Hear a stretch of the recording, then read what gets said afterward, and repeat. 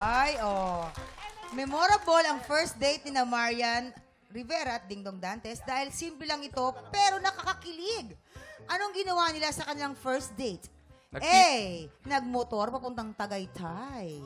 Or B. Nagpicnic at kumain ng street food.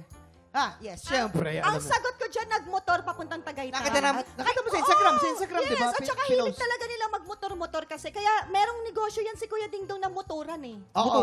Motoran? Motoran. Eh, tsaka ano, kasi nangalay na rin sa kaangkas si Marian, nilagyan nila ng sidecar para easy-easy na lang. Ang bilis! May sidecar pa nga. Yes, sidecar. Yes.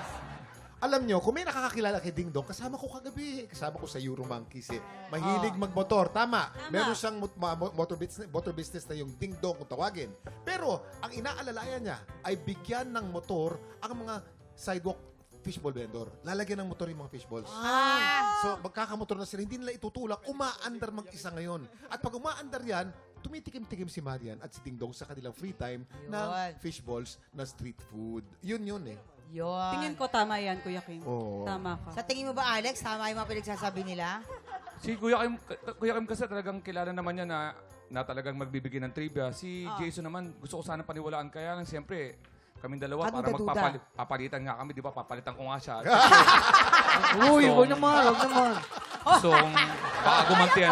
Baka dito gumantiyan. Dito kaganti Hindi, nililigtas nga kita. Si Kuya Kim Ikaw, kasi, ayun. siya yung talagang isa sa mga may concern sa akin dito. So, ano Concerned magiging sagot ako. mo? Kay Jason. Kay Jason. Jason! Para mapatunayan natin. Nagmotor papunta